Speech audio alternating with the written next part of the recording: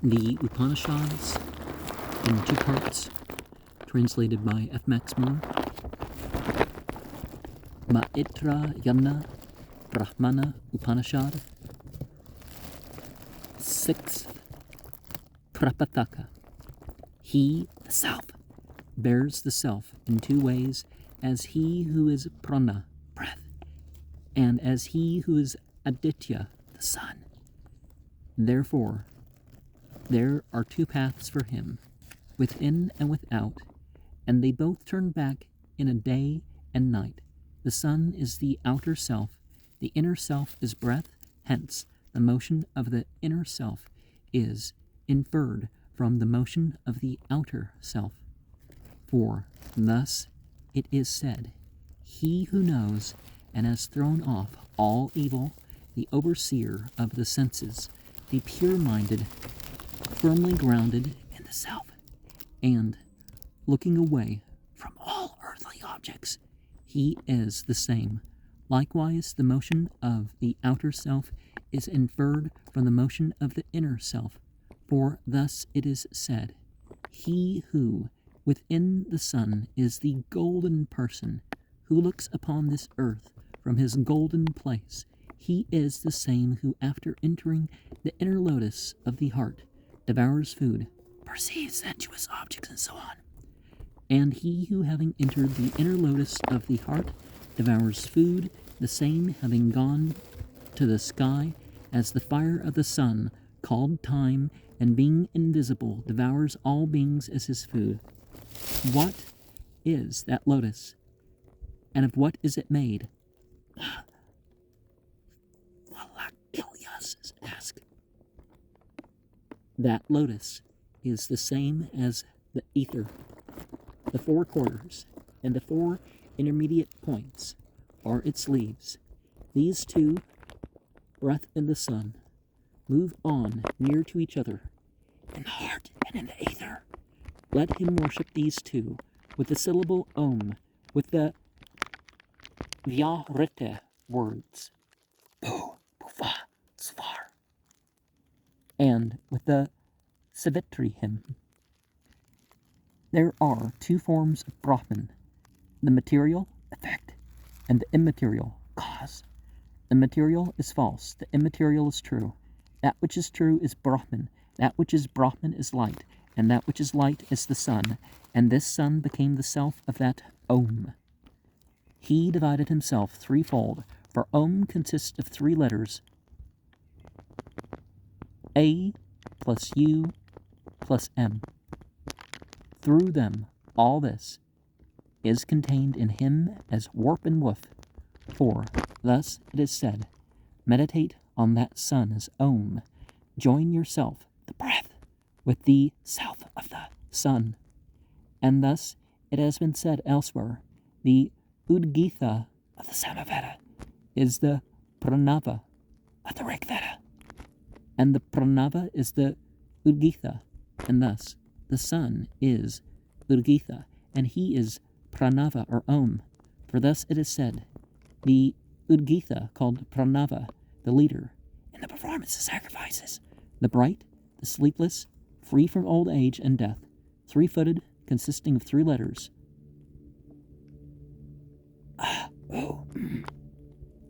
And likewise to be known as 5-fold, 5 pranas, placed in the cave. And it is also said, the 3-footed Brahman has its root upward. The branches are ether, wind, fire, water, earth, and so on. This one, Asvata by name. The world is Brahman, and of it that is the light which is called the sun, and it is also the light of that syllable Om. Therefore let him forever worship that. Breath and sun is manifestations of Brahman. With the syllable Om, he alone enlightens us. For thus it is said, this alone is the pure syllable. This alone is the highest syllable. He who knows that syllable only, whatever he desires is his. And thus it has been said elsewhere, this Om is the sound endowed body of him. Pranaditjatman. This is his gender-endowed body, viz. Feminine, masculine, neuter. This is his light-endowed body, viz. Agni, Vayu, Aditya. This is his Lord-endowed body, viz.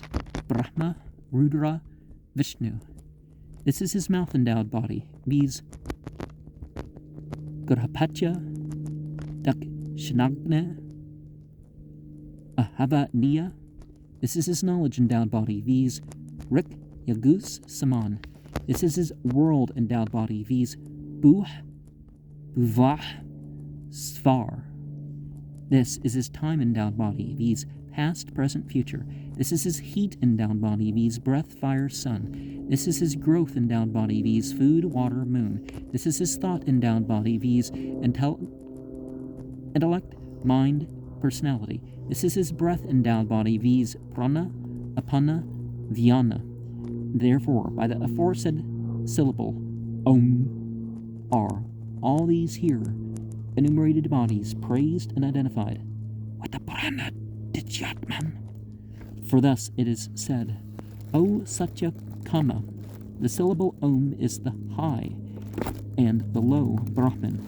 This world was unuttered. Then forsooth, Prajapata, having brooded, uttered it in the words Buh, Buvah, Svar. This is the grossest body of that Prajapata, consisting of the three worlds. Of that body, Svar is the head, Buvah the navel, Buh the feet, the sun, the eye. For in the eye is fixed man's great measure, because with the eye he makes all measurements. The eye is truth, Satyam. For the person, Purusha, dwelling in the eye, proceeds to all things, knows all objects with certainty.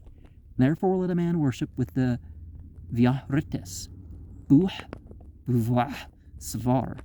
For thus, Prajapata, the self of all, is worshipped as the sun, eye of all. For thus it is said, this sun is Prajapata's all-supporting body, for in it this all is hid by the light of the sun, and in this all it, the light, is hid. Therefore, this is worshipped. Thought of the Savitri begins. Tat Savaturvaranyam, i.e., this of Savitra to be chosen. Here, the Aditya, sun, is Savitra, and the same is to be chosen by the love of the self. Thus, say the Brahma teachers. Then follows the next foot in the Savitri. Bhargo Devasya Dhimahe, i.e., the splendor of the entity we meditate on. Here the entity is Savitra, and therefore he who is called his splendor, him I meditate on. Thus says the Brahma teachers. Then follows the last foot. Vyo yona prakodeyat, i.e., who should stir up our thoughts. Here the Vyah are thoughts, and he should stir these up for us. Thus say the Brahma teachers. He now explains the word Bhargas. Now he who is called Bhargas is he who is placed in yonder Aditya, sun, or he who is the pupil in the eye, and he is so called because his going is by rays, or because he parches, and makes the world to shrivel up. Rudra is called Bhargas. Thus say the Brahma teachers. Or Ba means that he lights up these worlds. Ra, that he delights these beings. Ga, that these creatures go to him and from him. Therefore, being Bharaga, he is called Bhargas. Surya, sun, is so called because soma is continually squeezed out, so. Savitra, sun, is also so called because he brings forth, so. Aditya, sun, is so called because he takes up, Rata, vapor, or the life of man. Pavana is so called because he purifies, poo. Apas, water, is so called because it nourishes, ya. And it is said, surely the self, absorbed in prana, breath, which is called immortal, is the thinker, the perceiver, the goer, the evacuator, the delighter, the doer, the speaker, the taster, the smeller, the seer, the hearer, and he touches. He is the bu, the pervader, who is entered into the body, and it is said, when the knowledge is twofold, subjective and objective, then he hears, sees, smells, tastes, and touches something, for it is the self that knows everything. But when knowledge is not twofold, subjective only, without effect, cause, and action, without a name, without a comparison, without a predicate, what is that? It cannot be told. And the same self is also called Isana, Lord. Sambhu, Bhava, Rudra, Tamasa, Pragapata, Lord of creatures. Visvasrig, creator of all. Hiranyagarbha, Satyam, truth. Prana, breath. Hamsa, Rakasa. Sastre, ruler. Vishnu, Narayana, Sattvika. Arka, Savitre, Dhatre, supporter. Vidatre, creator. Samrag, king. Indra, Indu, moon. He is also he who warms the sun, hidden by the 1,000-eyed golden egg as one fire by another. He is to be thought after. He is to be sought after. Having said farewell to all living beings, having gone to the forest, and having renounced all sensuous objects, let man perceive the self from his own body. See him, who assumes all forms, the golden, who knows all things, who ascends highest, alone in his splendor, and warms us, the 1,000-rayed, who abides in 100 places, the spirit of all creatures, the sun rises. And therefore he who by knowing this has become the self of both breath and sun, meditates while meditating on them. On his self sacrifices while sacrificing to them. To his self, this meditation, the mind thus absorbed in these acts, is praised by the wise. Then let him purify the contamination of the mind by the verse, Ukishtopahatam, and so on. Be it food left or food defiled by left foot, be it food given by a sinner, food coming from a dead person, or from one impure from childbirth. May the purifying power of Vasu, may Agni and the rays of Savitra purify it and all my sin. First, before eating, he surrounds the offered food with water and rinsing his mouth, then saying, Svaha to Prana, Svaha to Apana, Svaha to Vyana, Svaha to Samana, Svaha to Udana. He offers the food with 5 invocations in the fire of the mouth. What is over, he eats in silence, and then he surrounds the food once more afterwards with water, rinsing the mouth after his meal. Having washed, let him, after sacrificing to himself, meditate on his self with these two verses.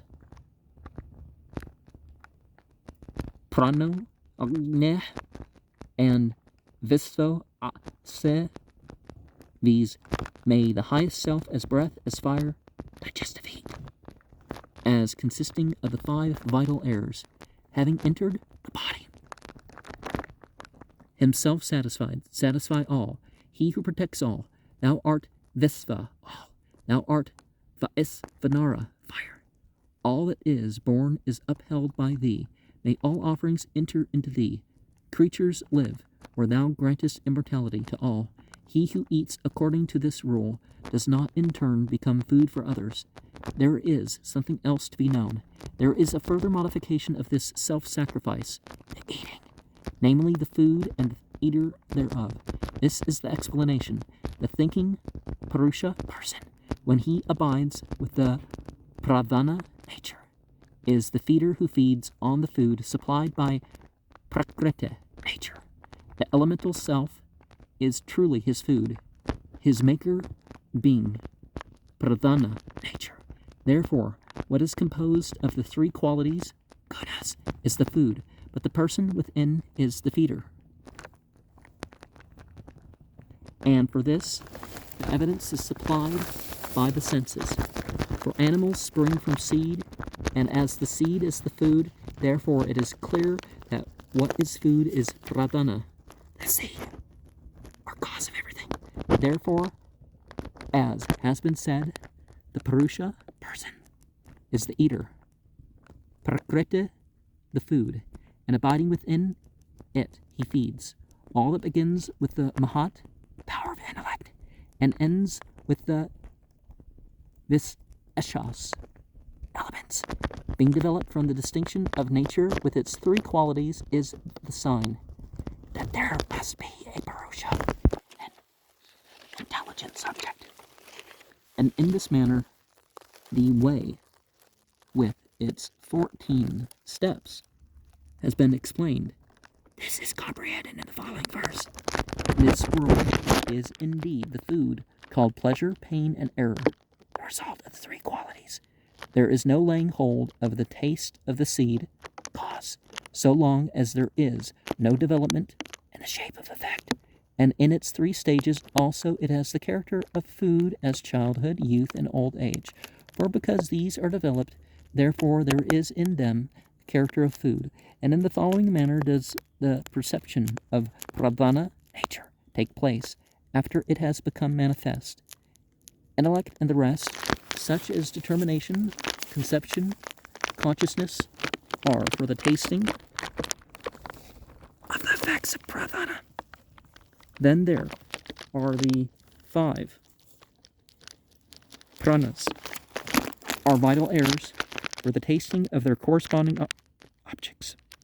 Thus, what is manifest of nature is food, and what is not manifest is food. The enjoyer of it is without qualities, but because he has the quality of being an enjoyer, it follows that he possesses intelligence.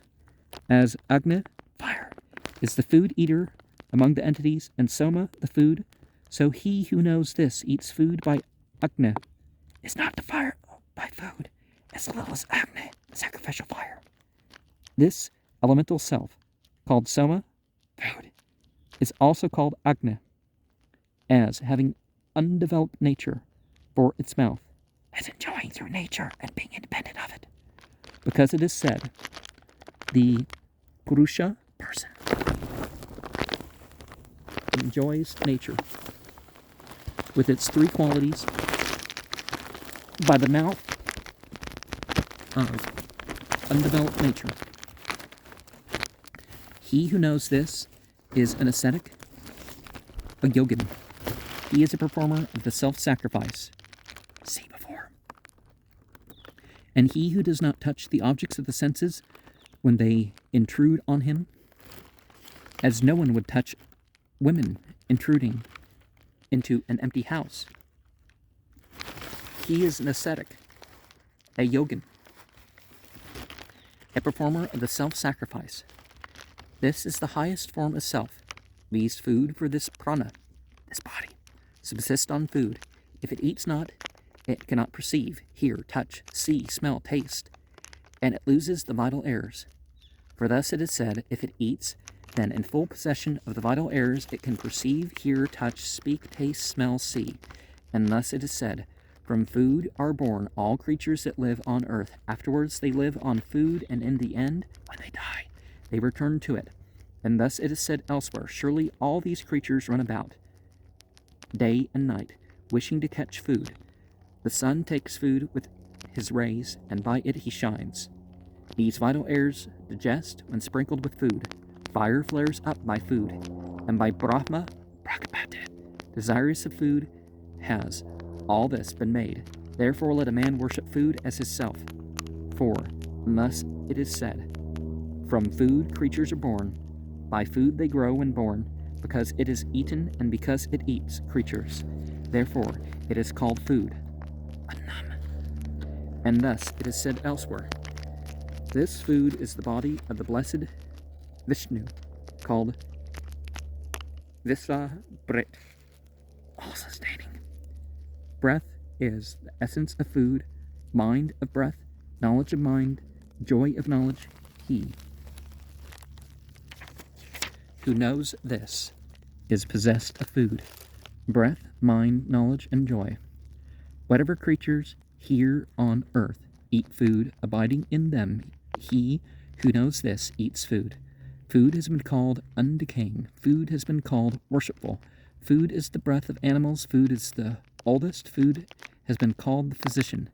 And thus it has been said elsewhere, food is the cause of all this, time of food, and the sun is the cause of time. The visible form of time is the year, consisting of 12 months made up of nimeshas, twinklings, and other measures. Of the year, 1/2, when the sun moves northward, belongs to Agni. The other to Varuna, when the sun moves southwards. That which belongs to Agni begins with the asterism of Magha and ends with half of the asterism of Sravishta, the sun stepping down northward. That which belongs to Soma, instead of Varuna, begins with the asterism of Aslesha, sacred to the serpents, and ends with half of the asterism of Sravishta, the sun stepping up southward. And then there are the months, one by one, belonging to the year, each consisting of 9/4 of asterisms, 2 asterisms and a quarter being the 12th part of the passage of the sun through the 27 nakshatras, each determined by the sun moving together with the asterisms. Because time is imperceptible by sense, therefore this, the progress of the sun and so on, is its evidence, and by it alone is time proved to exist. Without proof, there is no apprehension of what is to be proved. But even what is to be proved can become proof, for the sake of making itself known. If the parts, the twinklings and so on, can be distinguished from the whole, time. For thus it is said, as many portions of time as there are, through them the sun proceeds. He who worships time as Brahman, from him time moves away very far. And thus it is said, from time all beings flow, from time they grow, in time they obtain rest. Time is visible, sun, and invisible, moments. There are 2 forms of Brahman, time and non-time.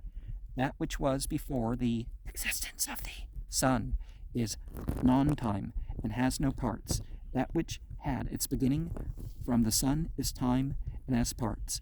Of that which has parts, the year is the form, and from the year are born all creatures. When produced by the year they grow, and go again to rest in the year.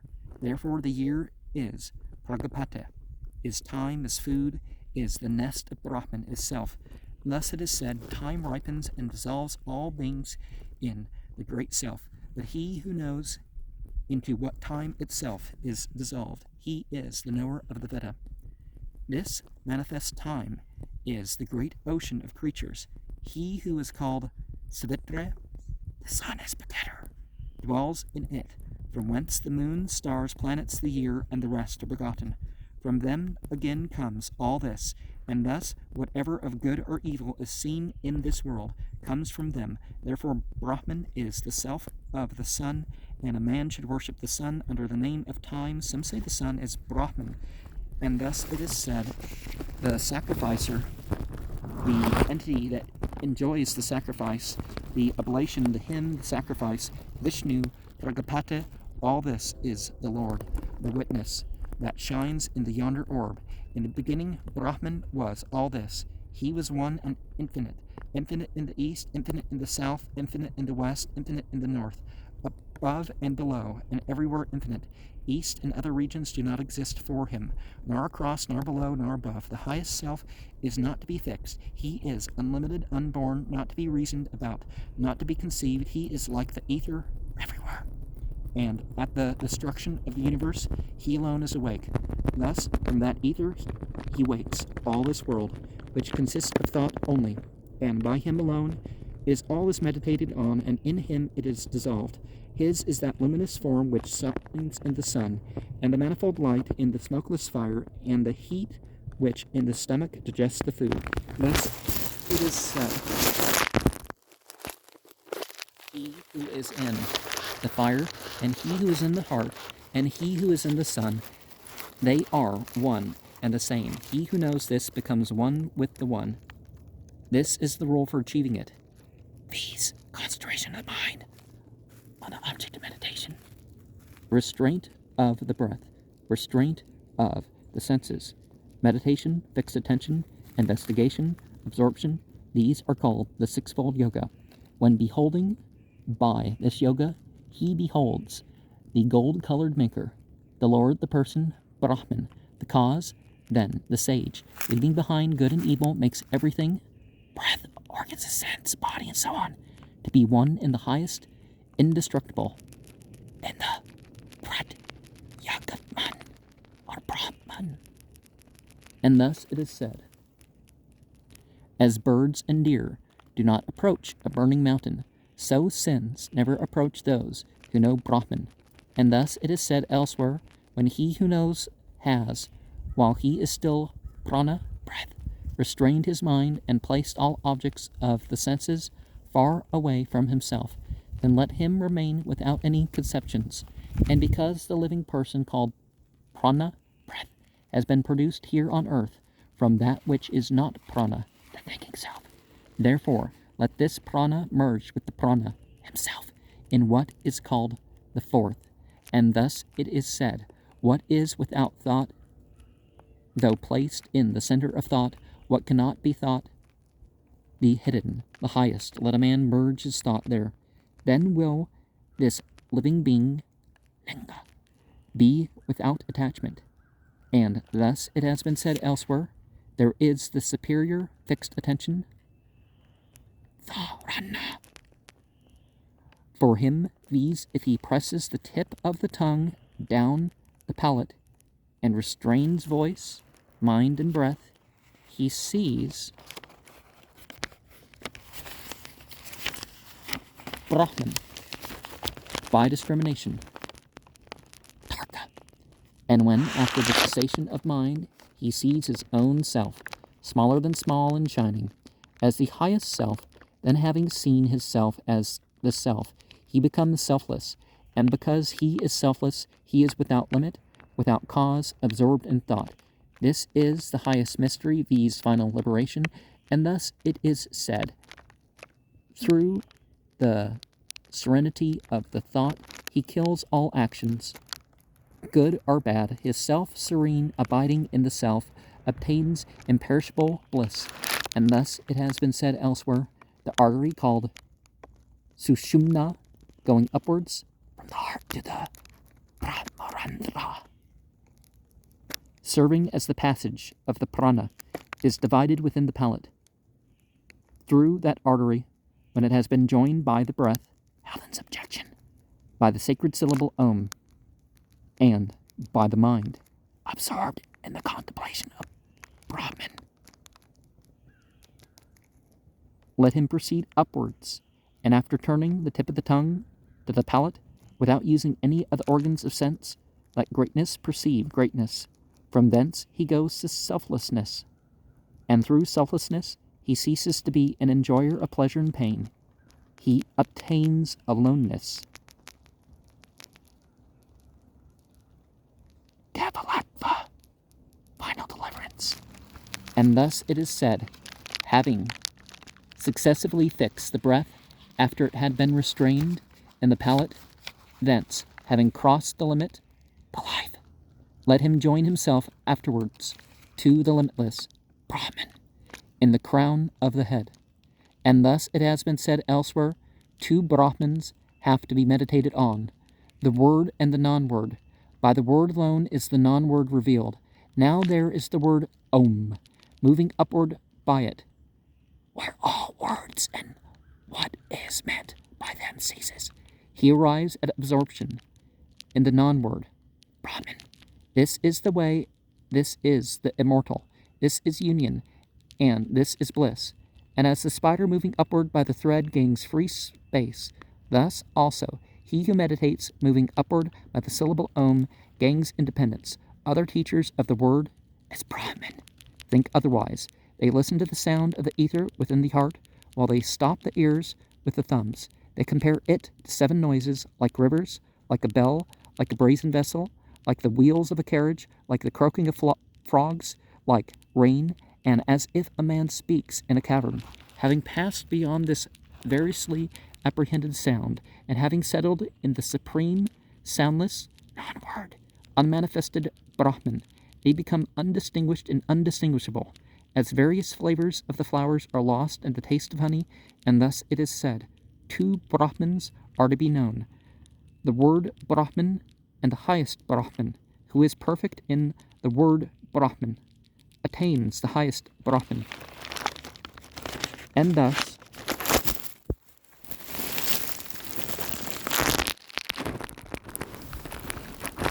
it has been said elsewhere, the syllable Om is what is called the word, and its end is the silent, the soundless, fearless, sorrowless, joyful, satisfied, firm, unwavering, immortal, immovable, certain Brahman, called Vishnu. Let him worship these 2, that he may obtain what is higher than everything, final deliverance. For thus it is said, he who is the high and the highest God, by name Omkara, he is soundless and free from all distinctions, therefore let a man dwell on him in the crown of his head. And thus it has been said elsewhere, the body is the bow, the syllable Om is the arrow, its point is the mind, having cut through the darkness which consists of ignorance, it approaches that which is not covered by darkness, then having cut through that which was covered, the personal soul, he saw Brahman, flashing like a wheel on fire, bright like the sun, vigorous beyond all darkness, that which shines forth in yonder sun, in the moon, in the fire, in the lightning. And having seen him, he obtains immortality. And thus it has been said, meditation is directed to the highest being, Brahman, within and before, to the objects, body, Om, mind. Thence, the indistinct understanding becomes distinct. When the works of the mind are dissolved, then that bliss which requires no other witness, that is Brahman. Brahman, the immortal, the brilliant. That is the way. That is the true world. And thus, it has been said elsewhere, he who has his senses hidden as in sleep, and who while in the cavern of his senses, his body, but no longer ruled by them, sees as in a dream, with the purest intellect, him who is called Pranava, Om, the leader, the bright, the sleepless, free from old age, from death and sorrow. He is himself also called Pranava, and becomes a leader, bright, sleepless, free from old age, from death and sorrow. And thus it is said, because in this manner he joins the prana, breath, the Om, and this universe in its manifold forms are because they join themselves to him. Therefore, this process of meditation is called yoga, joining. The oneness of breath, mind, and senses, and then the surrendering of all conceptions, that is called yoga, and thus it has also been said elsewhere, as a sportsman, after drawing out the denizens of the waters with a net, offers them as a sacrifice in the fire of his stomach. Thus are these pranas, vital airs, after they have been drawn out with the syllable Om, offered in the faultless fire, Brahman. Hence he is like a heated vessel, full of clarified butter. For as the clarified butter in the heated vessel lights up when touched with grass and sticks, thus does this being, which is called not breath, Atman, light up when touched by the pranas, the vital airs. And that which flares up, that is the manifest form of Brahman, that is the highest place of Vishnu, and that is the essence of Rudra. And this, dividing his self in endless ways, fills all these worlds.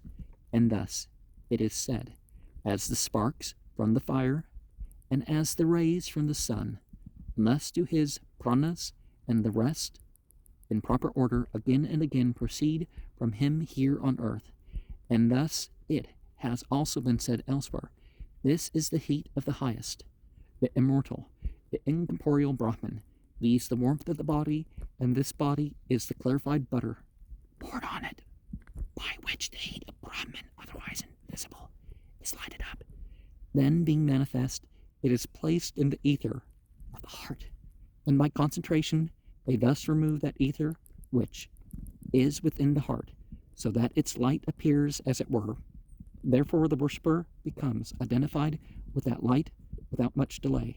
As a ball of iron, if placed in the earth, becomes earth without much delay, and as when it has once become a clod of earth, fire and smiths have nothing more to do with that ball of iron. Thus does thought, without delay, disappear, together with its support. And thus it is said, the shrine, which consists of the ether in the heart, the blissful, the highest retreat, and that is our own, that is our goal, that is the heat and brightness of the fire and the sun. And thus it has been said elsewhere, after having left behind the body the organs of sense and the objects of sense, as no longer belonging to us, and having seized the bow, whose stick is fortitude and whose string is asceticism, having struck down also with the arrow which consists in freedom from egotism, the first guardian of the door of Brahman.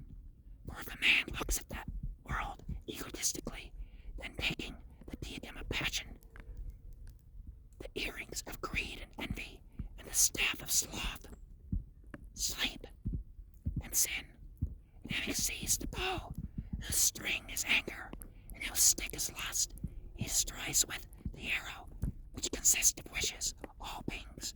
Having therefore killed that guardian, he crosses by means of the boat, Om, to the other side of the ether within the heart, and when the ether becomes revealed as Brahman, he enters slowly as a miner seeking minerals in a mine into the hall of Brahman. After that, let him, by means of the doctrine of his teacher, break through the shrine of Brahman, which consists of the four nets of food, breath, mind, knowledge, till he reaches the last shrine, that of the blessedness and identity with Brahman. Thenceforth, pure, clean, undeveloped, tranquil, breathless, bodiless, endless, imperishable, firm, everlasting, unborn, and independent, he stands on his own greatness, and having seen the self standing in his own greatness, he looks on the wheel of the world as one who has alighted from a chariot, looks on its revolving wheel. And thus it is said, if a man practices yoga for 6 months and is thoroughly free from the outer world, then the perfect yoga union, which is endless, high, and hidden, is accomplished. But if a man, though well enlightened by instruction, is still pierced by the gunas of passion and darkness and attached to his children, wife, and house, then perfect yoga is never accomplished. After he had thus spoken, tu pre adratha, Sakayanya, absorbed in thought, bowed before him and said, O king, by means of this Brahma knowledge, have the sons of Pragapati, the Vakilyas, gone to the road of Brahman. Through the practice of yoga, a man obtains contentment, power to endure good and evil, and tranquility. Let no man preach this most secret doctrine to anyone who is not his son or his pupil, and who is not of a serene mind. To him alone who is devoted to his teacher only, and endowed with all necessary qualities, may he communicate it. Om. Having settled down in the pure place, let him, being pure himself, and firm in goodness, study the truth, speak the truth, think the truth, and offer sacrifice to the truth. Henceforth he has become another. By obtaining the reward of Brahman, his fetters are cut asunder. He knows no hope, no fear from others, as little as from himself. He knows no desires, and having attained imperishable, infinite happiness, he stands blessed in the true Brahman, who longs for a true man. Freedom from desires is, as it were, the highest prize to be taken from the best treasure, Brahman. For a man full of all desires, being possessed of will, imagination, and belief, is a slave, but he who is the opposite is free. Here, some say, is the guna, i.e. the so-called mahat, the principle of intellect, which according to the Sankhya's is the result of the gunas or qualities, which, through the differences of nature, acquired in the former states of existence, goes into bondage to the will, and that deliverance takes place for the guna when the fault of the will has been removed. But this is not our view, because call it guna, intellect, buddha, manas, mind, ahankara, egotism. It is not the mind that acts, but he sees by the mind as his instrument. He hears by the mind. And all that we call desire, imagination, doubt, belief, unbelief, certainty, uncertainty, shame, thought, fear, all that is but mind, manas, carried along by the waves of the qualities, darkened in his imaginations, unstable, fickle, crippled, full of desires, vacillating, he enters into belief, believing I am he, this is mind, and he, this is mine, and he binds his self by his self as a bird with a net. Therefore, a man being possessed of will, imagination, and belief is a slave, but he who is the opposite is free. For this reason, let a man stand free from will, imagination, and belief. This is the sign of liberty. This is the path that leads to Brahman. This is the opening of the door, and through it he will go to the other shore of darkness. All desires are there fulfilled. And for this they quote a verse, when the five instruments of knowledge stand still together with the mind, and when the intellect does not move, that is called the highest state. Having thus said, Sakayanya became absorbed in thought. Then Marut, i.e. the king, Adratha, having bowed before him and duly worshipped him, went full of contentment to the northern path, for there is no way thither by any side road. This is the path to Brahman. Having burst open the solar door, he rose on high and went away. And here they quote, there are endless rays, arteries, for the self, who, like a lamp, dwells in the heart, white and black, brown and blue, tawny and reddish. One of them, the Sushumna, leads upwards, piercing the solar orb. By it, having stepped beyond the world of Brahman, they go to the highest path. The other 100 rays rise upwards also, and on them the worshipper reaches the mansions belonging to the different bodies of entities. But the manifest rays of dim color, which lead downwards, By them a man travels on and on, helplessly, to enjoy the fruits of his actions here. Therefore it is said that the holy Aditya sun is the cause of new births to those who do not worship him, of heaven to those who worship him as God, of liberty to those who worship him as Brahman. Someone asks, of what nature are those organs of sense that go forth toward their objects? Who sends them out here, or who holds them back? Another answers, their nature is the self. The self sends them out, or holds them back. Also the apsaras, enticing objects of sense, and the solar rays, and other entities presiding over the senses. And now the self devours the objects by the 5 rays, the organs of sense. Then, who is the self? He who has been defined by the terms pure, clean, undeveloped, tranquil, and so on, who is to be apprehended independently by his own peculiar signs. That sign of him who has no signs is like what? The pervading heat of fire, the purest taste of water. Thus say some, it is speech, hearing, sight, mind, breath. Thus say others, it is intellect, retention, remembering, knowledge. Thus say others. Now all these are signs of the self in the same sense in which here on earth shoots are the signs of seed, are smoke, light, and sparks of fire. And for this they quote, as the sparks from the fire, and as the rays from the sun, thus do his pranas and the rest, in proper order again and again, proceed from him here on earth. From this very self, abiding within his self, come forth all pranas, speech, and so on, all worlds, all Vedas, all entities, and all beings. Its Upanishad, revelation, is that it is the true of the true. Now as from a fire of green wood, when kindled, clouds of smoke come forth by themselves, though belonging to the fire.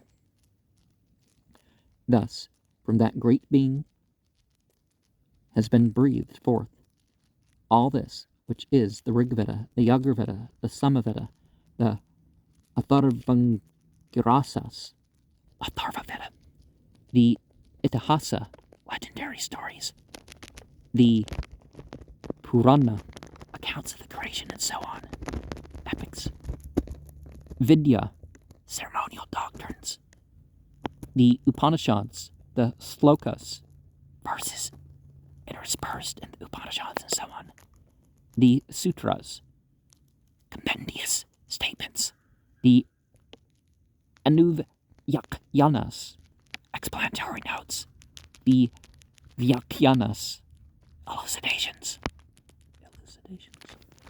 All these things are his. And this fire, the Garhapatya fire, with 5 bricks, is the year. And its 5 bricks are spring, summer, rainy season, autumn, winter. And by them, the fire has a head, 2 sides, a center, and a tail. This earth, the Garhapatya fire.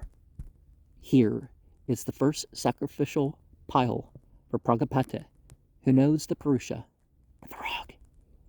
It presented the sacrificer to Vayu, the wind, by lifting him with the hands to the sky. That Vayu is Prana, Haranyagarbha. Prana is Agni, the Dakshinagni fire, and its bricks are the 5 vital breaths: Prana, Vyana, Apana, Smana, Udana. By them the fire has a head, 2 sides, a center, and a tail. This sky, the Dakshinagni fire.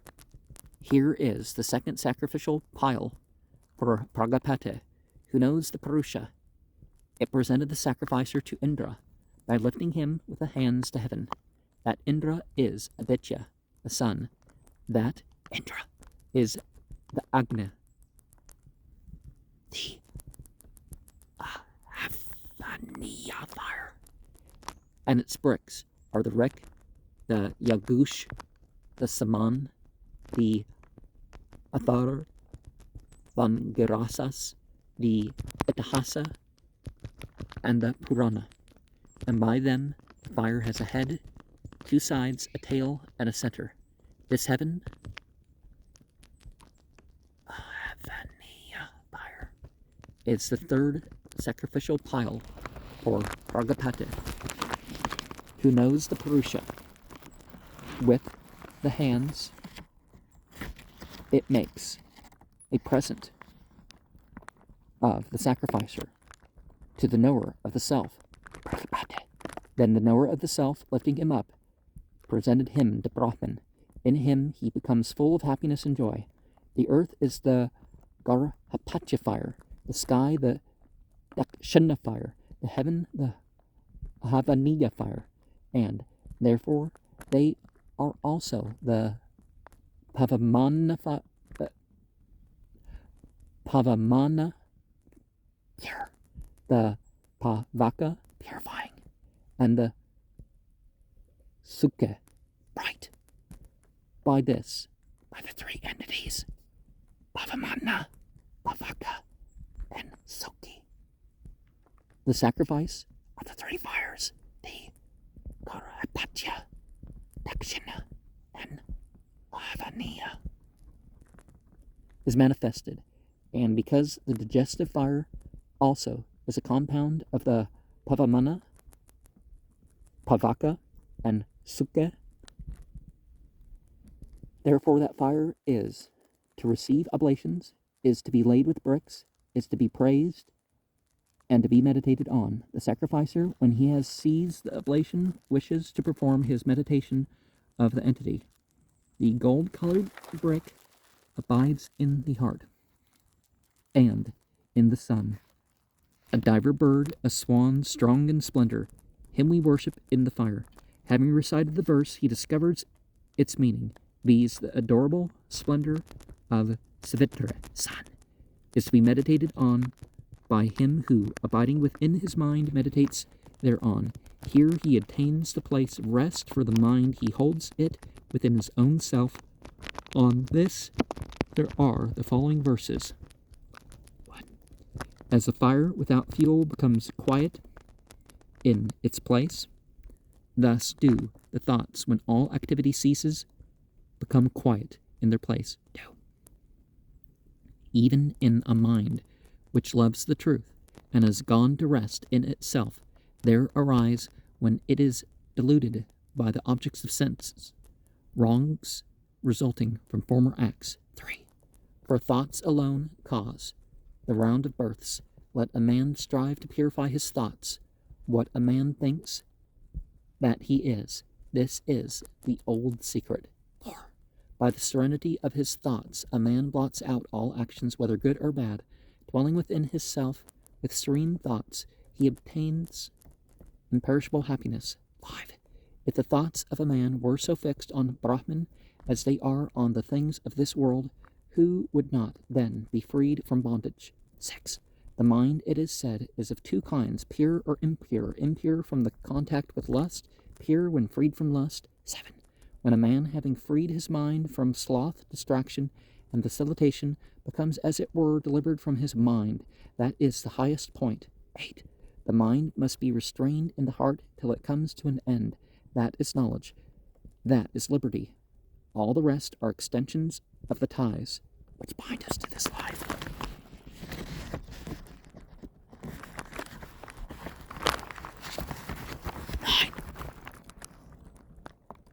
That happiness which belongs to a mind which by deep meditation has been washed clean from all impurity and has entered within the self cannot be described here by words. It can be felt by the inward power only. 10. Water in water, fire in fire, ether in ether, no one can distinguish them. Likewise, a man whose mind has entered till it cannot be distinguished from the self attains liberty. 11. Mind alone is the cause of bondage and liberty for men. If attached to the world, it becomes bound. If free from the world, that is liberty. Therefore, those who do not offer the Agnihotra as described above, who do not lay the fires with the bricks as described above, who are ignorant of the mind being the cause of the round births, who do not meditate on the self and the solar herb, are debarred from remembering the ethereal place of Brahman. Therefore that fire is to receive oblations, is to be laid with bricks, is to be praised, to be meditated on. Adoration to Agni, the dweller on earth, who remembers his world. Grant that world to this, thy worshipper. Adoration to Vayu, the dweller in the sky, who remembers his world. Grant that world to this, thy worshipper. Adoration to Aditya, the dweller in heaven, who remembers his world. Grant that world to this, thy worshipper. Adoration to Brahman, who dwells everywhere, who remembers all. Grant all to this, thy worshipper. The mouth of the true Brahman is covered with a golden lid. Open that, O Pushan, son, that we may go to the true one, who pervades all, Vishnu. He who is the person in the sun, I am he. And what is meant by the true one is the essence of the sun, that which is bright, personal, sexless, a portion only of the light which pervades the ether, which is, as it were, in the midst of the sun, and in the eye, and in the fire, that is Brahman, that is immortal, that is splendor. That is the true one, a portion only of the light which pervades the ether, which is in the midst of the sun, the immortal of which Soma, the moon, and the vital breaths also are offshoots. That is Brahman, that is immortal, that is splendor. That is the true one, a portion only of the light which pervades the ether, which in the midst of the sun shines as Yagus, viz. As Om, as water, light, essence, immortal, Brahman, Buh, Buvah, Svar, Om. The eight-footed, the bright, the swan, bound with 3 threads, the infinitely small, the imperishable, the blind for good and evil, kindled with light, he who sees him sees everything, a portion only of the light which pervades the ether, are the 2 rays rising in the midst of the sun. That is the knower, the sun, the true one. That is the Yagus, that is the heat, that is the Agni, fire, that is Vayu, wind, that is breath, that is water, that is the moon, that is bright, that is immortal, that is the place of Brahman, that is the ocean of light. In that ocean the sacrifices are dissolved like salt, and that is oneness with Brahman, for all desires are there filled. And here they quote, like a lamp moved by a gentle wind, he who knows this, he is the knower, he knows the difference between the high and the highest Brahman. Having obtained unity, he becomes identified with it. They who rise up in endless number, like spray drops from the sea, like lightnings from the light within the clouds, in the highest heaven, they, when they have entered into the light of glory, Brahman, appear like so many flame crests in the track of fire. There are 2 manifestations of the Brahma light. One is tranquil, the other lively. Of that which is tranquil, ether is the support. Of that which is lively, food. Therefore, to the former, sacrifice must be offered on the house altar with hymns, herbs, ghee, meat, cakes, sathalali paka, and other things. To the latter, with meat and drinks belonging to the great sacrifices, thrown into the mouth. For the mouth is the Ahavaniya fire, and this is done to increase our bodily vigor, to gang the world of purity, and for the sake of immortality. And here they quote, let him who longs for heaven offer an Agnihotra. By an Agnishtoma, he wins the kingdom of Yama. By Uktha, the kingdom of Soma. By a Shodasan sacrifice, the kingdom of Surya. By an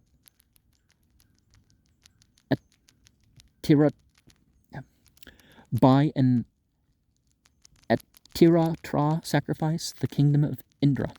By the sacrifices beginning with the 12-night sacrifice and ending with the 1,000 years sacrifice, the world of Pragapati. As a lamp burns so long as the vessel that holds the wick is filled with oil, these two, the self and the bright sun, remain so long as the egg of the world, and he who dwells within it, hold together. Therefore, let a man perform all these ceremonies with the syllable Om at the beginning. Its splendor is endless, and it is declared to be threefold: in the fire of the altar, in the sun, the entity, in the breath, the sacrificer. Now this is the channel to increase the food which makes what is offered in the fire ascend to the sun. The sap which flows from thence rains down as with the sound of a hymn. By it there are vital breaths, from them there is offspring. And here they quote, the offering which is offered in the fire goes to the sun. The sun rains it down by his rays. Thus, food comes, and from food the birth of living beings, and thus he said, the oblation which is properly thrown on the fire goes toward the sun. From the sun comes rain, from rain food, from food living beings. He who offers the Agnihotra breaks through the net of desire, then cutting through bewilderment, never approving of anger, meditating on one desire, that of liberty. He breaks through the shrine of Brahman with its 4 nets, and proceeds thence to the ether.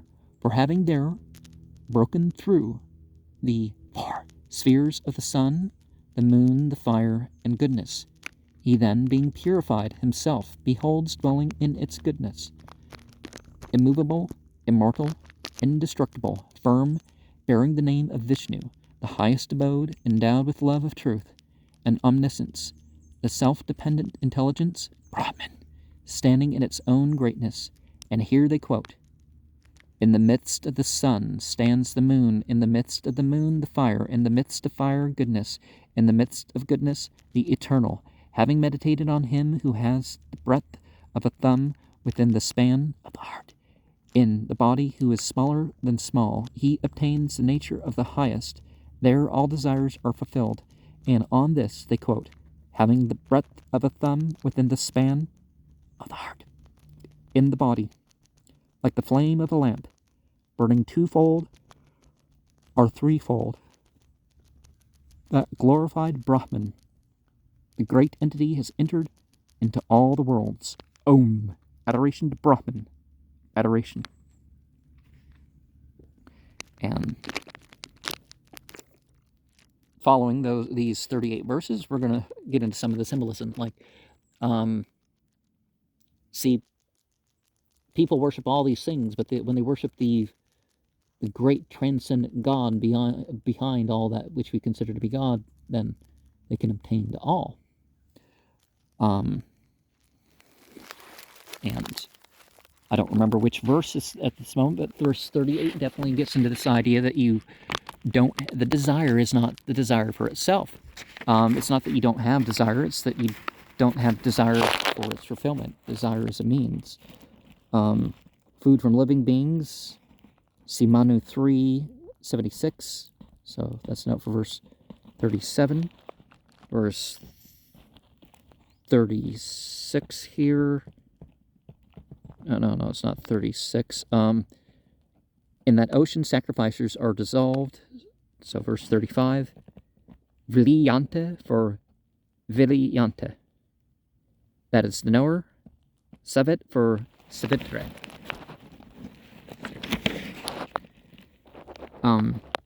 The 8-footed. The 8 feet are explained as the 8 regions are Oroga and the rest. The swan is the sun. You know, it's a symbol of the boundary of the highest. We get into that more elsewhere, really. The 3 threads are the 3 Vedas. See the Muller Upanishad 1:1 into 9:11. Ashtaparam sukir hamsam tre sutram manim avyayam dvivardhamanam taingasayandam sarva pasyanna pasyate Here the 8 feet are explained as the 5 elements: manas, buddha, and ahankara. And sexless, see the Khandogya Upanishad 166. The Veda Upanishad 5:10. Yeah, sure, we're incarnate in whatever gender we are, but it's, beyond that. If only the whole transgender movement would realize that part, they wouldn't be all fussy about it. It's like, the commentator adds ite after aham, the I am he, who pervades all. The verse occurs in a more original form in Tala Upanishad 15. And 35, next follows the invocations to be addressed to the entities. And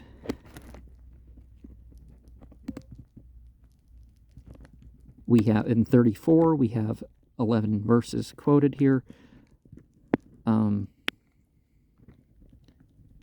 That is liberty. The manuscript reads, Visha Yasaktam Muktyae.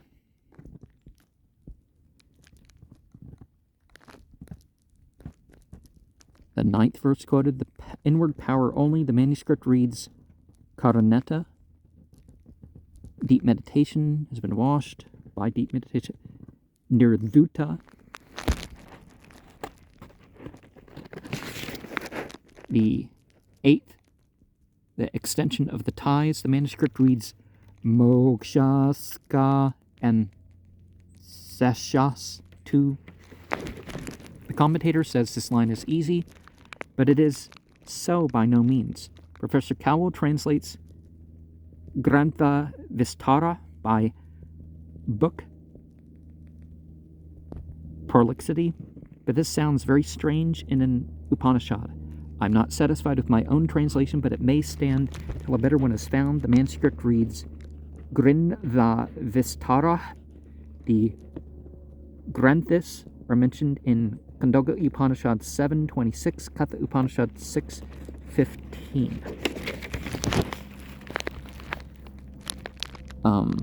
Delivered from his mind, from the 7th verse quoted.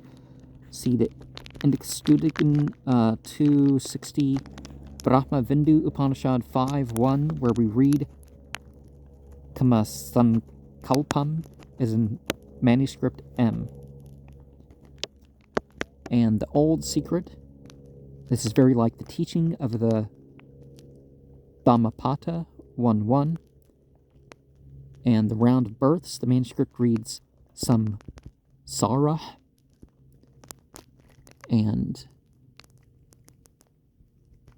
from verse 3 on to verse 2, former acts, the commentator inserts a negative. Who loves the truth? The manuscript reads Satya Kamina. And from the first verse quoted, became quiet. The manuscript reads Upasamyata twice. And dies in the fire, quiet in its place. And away from the quotes, and the Sukhe, bright. The epithets of Agna, the sacrificial fire. Pavamana, applying to the Garhapatya fire. Pavaka to the Dakshina fire, and Sukha to the Ahavaniya fire. The construction of the sentence, however, is imperfect. And sees the oblation wishes. This means he ought to perform it. And, okay, in verse 32, Vyakyanas, elucidations. See the Khandogya Upanishad 6:1. The explanations given of these literary titles are on the whole the same as those we had before in similar passages. What is peculiar to Brahmatya Tirtha is that he explains Upanishad by such passages as we had just now. Its Upanishad is that it is the true. The slokas are explained as verses like those in 6:19. Kittam mandyastam. The sutras are explained as comprehensive sentences such as 2:2, ayam bhava khalv atmate. Anuvyakhyanas are taken as explanations following on the sutra in 2:2, beginning with the athaya esho kvasavishtambanena. The Vyakhyanas are taken as fuller statements of the meaning contained in the sutra, such as the dialogue between the Balakulyas and Kratu, which kind of makes you think that, unlike what is generally thought of as the Bible, these people knew more about, well, what is priestly, what is supposed to be revelation, what is supposed to be inspiration, what is sacred history, what is, to give a different list of it all, right? And for this, they quote verse 31, see as before, 6:26 and 32. Upanishad revelations. Revelation is here the rendering of Upanishad. Upanagama yit ritvat sakshadrahasyam, and the true Satya is explained first by the 5 elements and then by that which is their real essence. So, we have the book of nature, of course. Back to verse 31. Thus say others. See the Attareya Upanishad 3:2. Here we find Drete, holding, Srete, remembering, Pragnanam, knowledge, but not Buddha. Pragnanam seems the right reading and is supported by the manuscript. And thus say others. See the Upanishad 2. And thus say some. See the Sveta Upanishad 6:13. And undeveloped, tranquil. Okay, see before 2:2 and 6. Is that a 2 or 3 or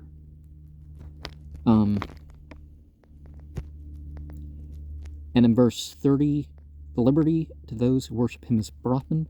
Here ends the story of Sakayanya, which began in 1:2 and was carried on through chapters 4 through, though that chapter and the 7th are called Kilas, are supplements, and though the manuscript M also ends, as we saw, with the 8th paragraph of the 6th chapter. So we're in 30 here, right? And the 100 other rays, a similar verse, but with the characteristic variations, occurs in the Khandogya Upanishad 8:6:6 and in the Katha Upanishad 6:16. Blue, tawny, and reddish oak. See the Khandogya Upanishad 8:6:1. And the northern path, see the Prasna Upanishad 1:10. But those who have sought the self by penance, abstinence, faith, and knowledge, gain by the northern path Aditya, the sun. The highest state, see the same verse in the Katha Upanishad 6:10. And Marut, see before 2:1. And as a bird with a net, see 3:2.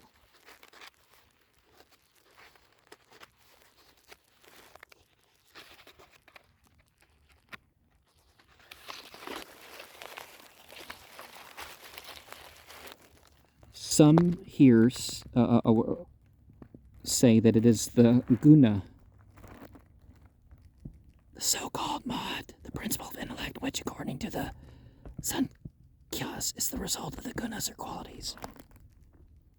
The passages within the brackets had to be added from the commentary in order to make the text intelligible, at least according to Brahmatirtha's views. well, perhaps they should have made the commentary a bit, he should have made the commentary a little bit longer and just a straight translation of everything, and, and who longs for a true man. I've translated this according to the commentary, but I should prefer to read Satya Bila Shine, which I guess nowadays we would not interpret that the same way, right? Offer sacrifice to the truth. The truth or the true are explained by 1, the book which teaches the highest self, 2, by Brahman who is to be spoken about, 3, by Brahman who is to be meditated on, 4, by Brahman who is to be worshipped and thought. And there's a difference,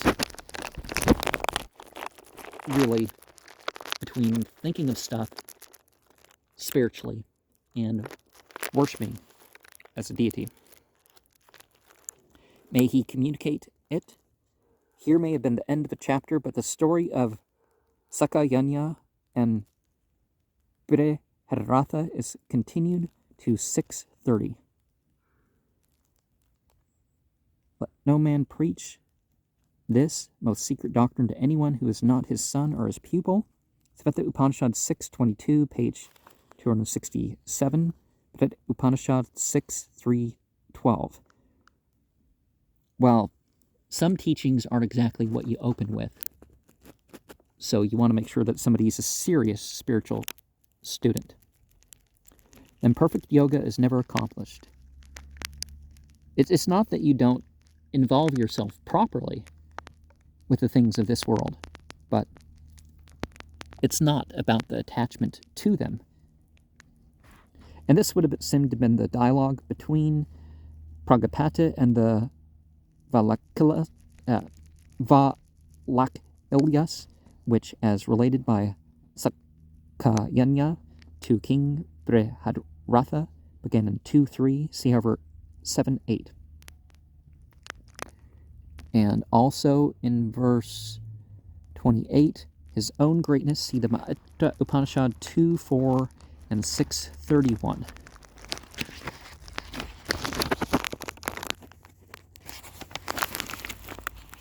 And, okay, 27, disappear together with its support. The commentator explains this differently. He says that the similes are intended to show how, as soon as the impediment is removed, the worshipper obtains his true form, i.e. becomes Brahman.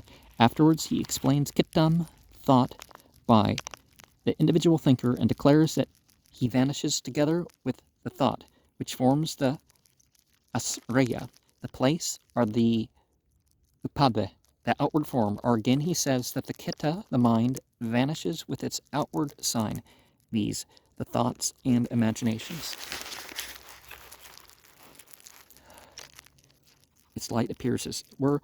The light was always there, but it seems then only to appear. There's constantly stuff going on that we're not aware of, but sometimes we can shift our awareness of it.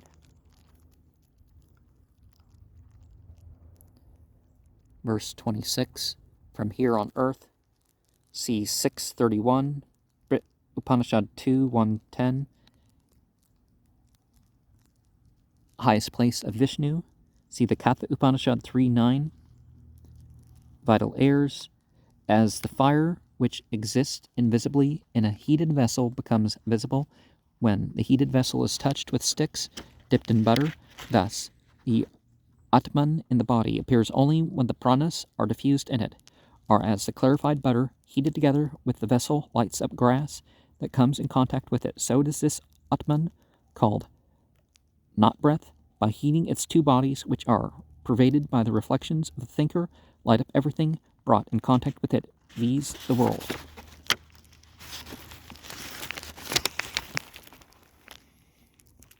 The faultless fire, 126, like in the Sveta Svatara Upanishad 3:10. And like 6:4, the leader mentioned in verse 25. And in verse 24, in the lightning, the Bhagavad Gita 15:12, which is not covered by darkness.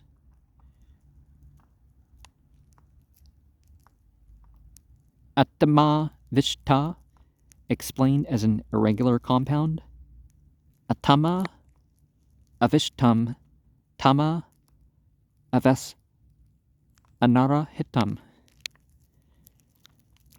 which consists of ignorance. Should it not be, darkness is the mark. And verse 23, and the highest God. The commentator takes Deva as Devah, though the accent is against it. See Schroeder über die Maitrayana Samhita, page 9, 5011. Now, Deva is a little bit more ambiguous than that. But definitely you end up being the highest self you can be is the goal, right?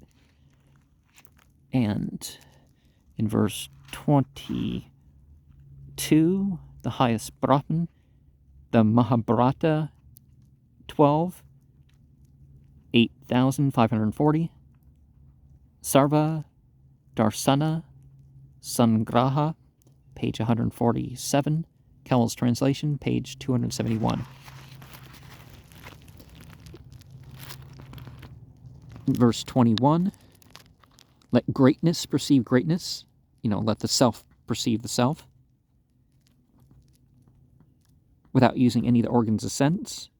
If we read some yogya, we must follow the commentator in translating by uniting the senses with the prana and the manas. Let him proceed upwards. The Katha Upanishad 6:16, Prasna Upanishad 3:6, so page 277 here. The highest self in verse 20. I should have preferred to translate Atmanam, Atmana Pasyate, by he sees his self by his self. But the commentator takes a slightly different view of Atmanam Atmana Pasyate and says, it thambhave tritiya paramatma rupena pasyata. The cessation of the mind. The commentator remarks that this process is called lambika yoga, and the state produced by it, unamane, or unmanibhava. See amanibhava in 634, verse 7. Verse 19, then will this living being be without attachment. Professor Cowell offers two renderings of this difficult passage. This, which is called prana, i.e., the individual soul is characterized by the subtle body, will thus no longer appear in its separate individuality from the absence of any conscious subject, or this subtle body bearing the name of intellect will thus become void of all objects. And what is called the fourth stage is meant for the thinking self, the earlier stages being walking, slumbering, and sleep. 18, the sixfold yoga. After having explained the form of what is to be meditated on and the mode of meditation, the Upanishad now teaches the yoga which serves to keep our thoughts in subjection and fix our thoughts on the object of meditation. See the Yoga Sutras 229. And where's the other one? 17, in the beginning, Brahman was all this. Brahman used as a neuter, but immediately followed by echo, nanta, and so on. Gender, in whatever way you're going to take that. Duality was, later.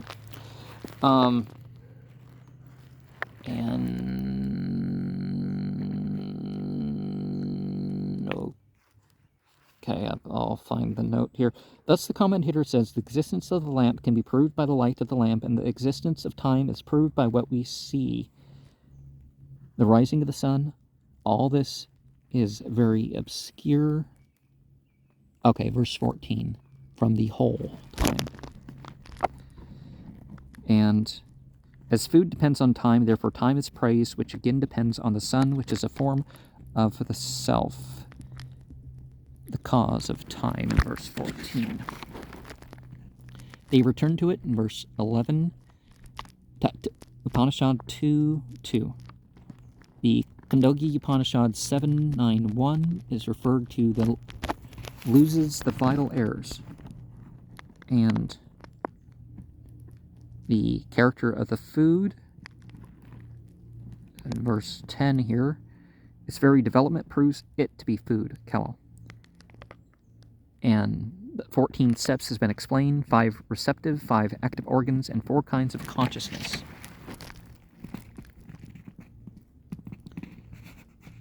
Viseshas, elements. Professor Cowell observes that the term Visesha, as here applied to the 5 gross elements, occurs in the Sankhya Karika, verse 38. And also in verse 10, okay, the Mahat, technical terms afterwards adopted by the Sankhya philosophers, the Pradhana, nature. This is very doubtful, in fact, unintelligible. The commentator says, Asya Bhutatmana Karta Pradhana Purvokta Soape Bhogaya Ite Artha. Bhutatmana Karta Pradhana Purvokta Soape Bhogya Ite Artha. And see before 3:3, the elemental self. And on to verse 9, Ukish Topahatam, and so on. In the following paragraphs, the taking of food is to be represented as a sacrifice offered by the self to the self. Atma Yagan Arupam Boganam, page 106. 13. And all my sin, several words have been inserted in this verse, spoiling the meter. See the Khandogya Upanishad 5:2, the rinsing of the mouth. The sun rises, verse 8. Here ends the M manuscript with the following title, Itte Sriyagusachayam Maitrayana Brahmana Upanishad Shastha Prapathaka Samapta. And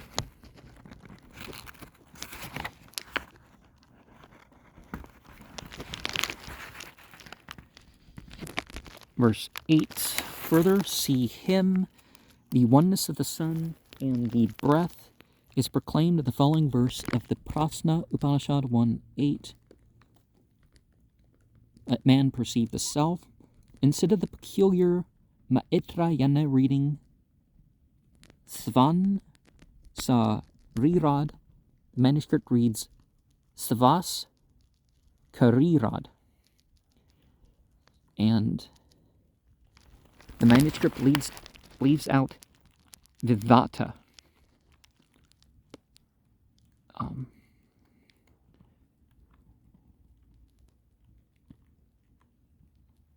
Vivatre, creator. Okay.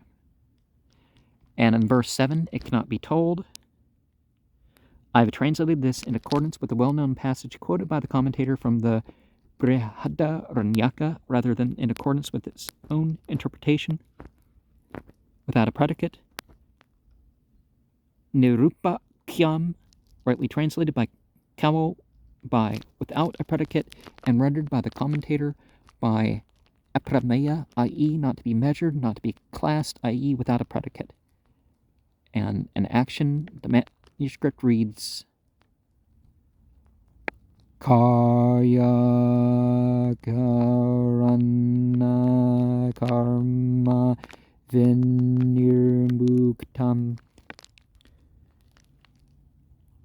And the evacuator, the manuscript reads Ganta Srishta. Immortal, the manuscript reads Amritakyas Keta. And Pavana, the manuscript reads Pavamanat Pavamanah. Surya is considered as the daily performer of the Pratah Savana, and so on, the sacrifice at which Soma is squeezed out as an offering. And the manuscript, the pupil in the eye, reads Taraka Akshna.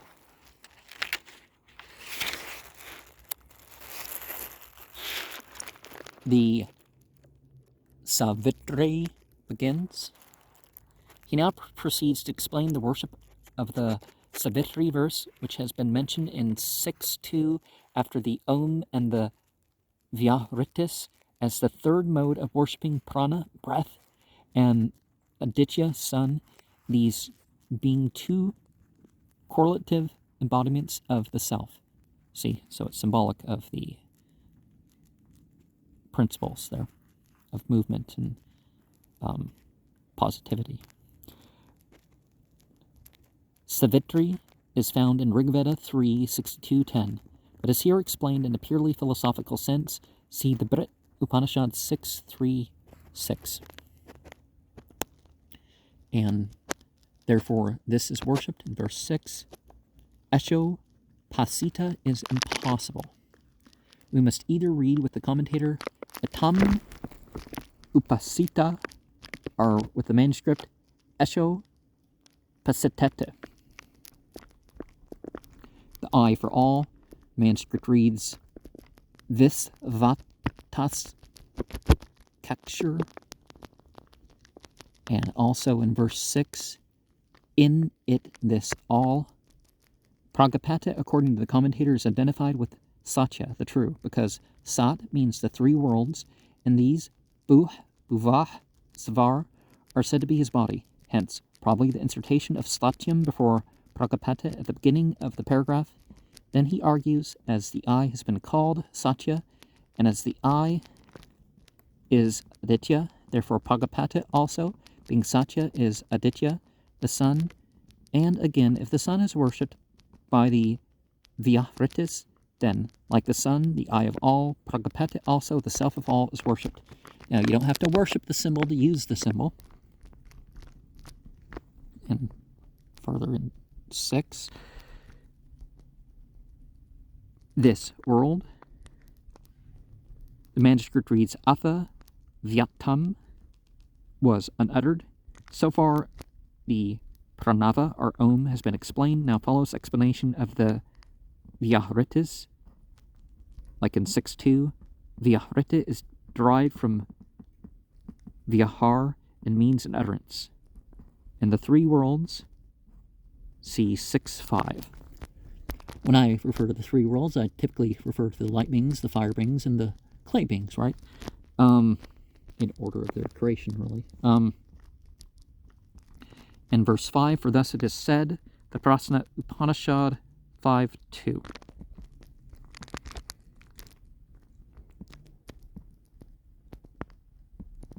Ahavaniya, verse 5 as well. The fire is on the three altars. This Om, the manuscript reads Tanur Yom Ete. Verse 4 is his, the Katha Upanishad 2:16.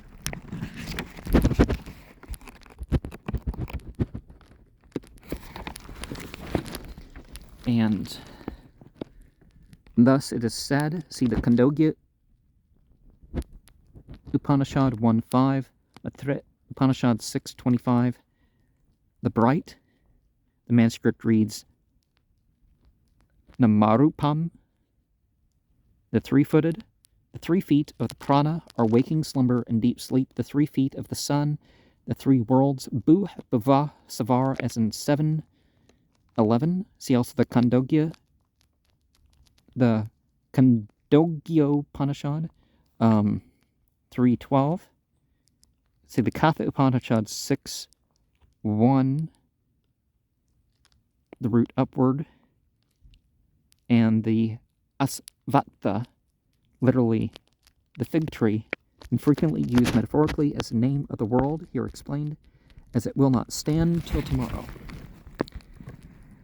Verse 3, the self of that, which is the light of the sun. Professor Cowell, after giving the various readings of his manuscript, says, the true reading would seem to be Yat Satyam Tad Brahma. In verse 2, intermediate points are its leaves. See the Upanishad 2:3:1.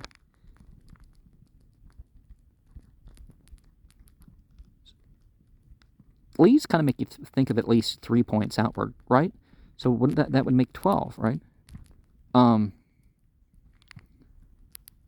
leaves, 3 on each or so. What is that lotus, and of what is it made?